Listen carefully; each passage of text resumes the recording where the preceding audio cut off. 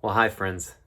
I have so missed worshiping with you, my First Baptist family. My name is Chris, if you don't know me, and it's my privilege to share a little of my heart today with you. We have been, in these last weeks, we've been through a lot. The murder of George Floyd has spurred outrage across our land. We've seen thousands march in peaceful protests and others in violent rioting, even in our own town of Champaign-Urbana.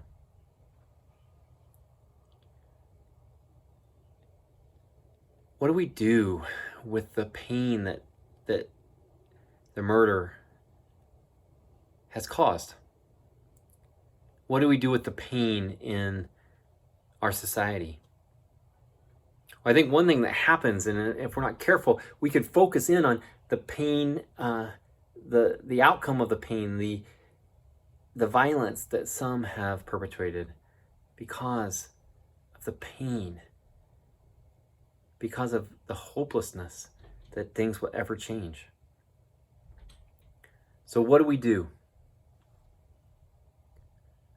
Well, I think we have to keep remembering that trauma, I've adopted this year and I've learned so much about trauma in the last 18 months.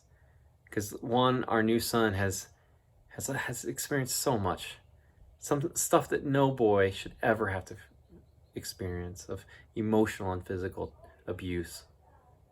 And that trauma, the outcome is often behavior that's just not great and sometimes very painful. And so as we engage with him, I got to keep remembering the trauma. And that keeps my heart soft towards him. And in that, it allows me to show God's love. It allows me to act with grace and love and care, even when he's not acting well and he's being mean. So how do we engage with the trauma of our country? Well, the Israelites faced armies, and in 2 Chronicles chapter 20, they're facing another army. It's a horde, it's called. And as that horde comes, they go to the Lord and they say, God, we don't know what to do, but our eyes are on you. And I wonder if God's invitation for his people is first to pray. Yes, pray for our land, and I bet everyone has been doing that. But I also think it's for the hearts and the pain of the Black community in our land. And I want to challenge us to also pray about the prejudice that maybe is in our own hearts. I don't ever want to be racist. But if I'm honest, I have prejudice.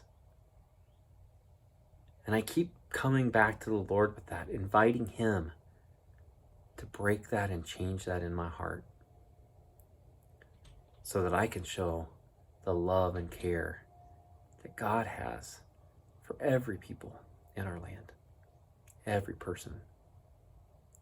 And so would you join me in prayer for God to heal the racism, to remove the evil in our land? And would you also pray for God to move us, to change us, to change me and you, so that we can be that change that our country needs, that our community needs, that our Black brothers and sisters need.